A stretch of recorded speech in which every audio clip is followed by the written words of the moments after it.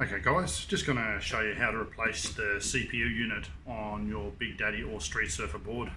If you do ever have one of these fail, they're not overly difficult to replace. Just need to follow the following steps, and the only tool that you will need is a 10mm socket. So I'll just move that out of the way for now. First of all, we need to unclip and remove the battery, and just unplug that one.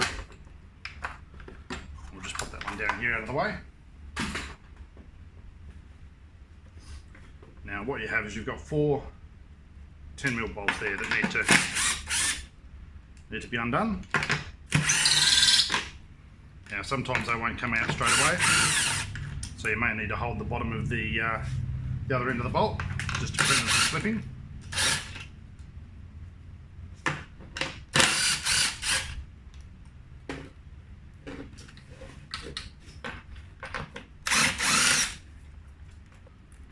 So once we've undone those 4 bolts, the CPU can come away.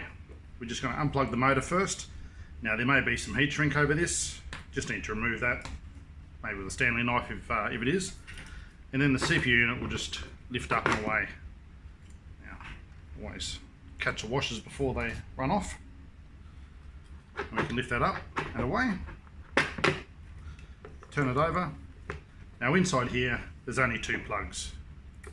You've got the flat cable for the receiver and the 2-wire cable. This one's for the lights. So as you can see, quite straightforward. There's no tricky plugs or anything that need to be done to remove that before we put the new one back on. So once you've done that, you want to put the new one back on there. We just plug in the lights,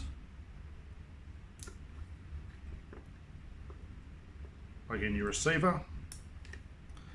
Once they're plugged in, just want to make sure that the motor and sensor cable there have the little grommet in the right location. That'll just prevent it from pinching the cable when you pop it back down. Make sure the power cable's out through its hole at the front. And just position it and slot that down over the top of those bolts. So again, just give it a quick run around the edges, just making sure that there's none of those cables are being pinched or crushed before you go and tighten these bolts back down. Obviously if we have a cable hanging out the bottom, just back it off, make sure it's tucked back in underneath. Last thing you want to do is jam these bolts down and actually crush a cable, because then there's a little bit more work involved in getting that cable repaired. Just take that little bit extra time. Once that's done, just tighten these.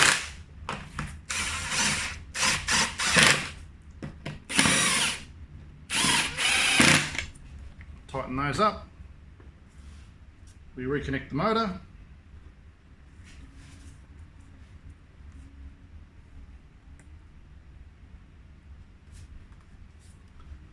And the battery can just go straight back on there. So again, nothing too tricky in that, just making sure you take your time. Just things to look out for is just making sure you don't pinch those cables and that you don't strip any of the bolts or anything like that. Just taking a little bit of time, just getting everything lined up right, nice and neat, and that comes off and plugs back in without any problems at all.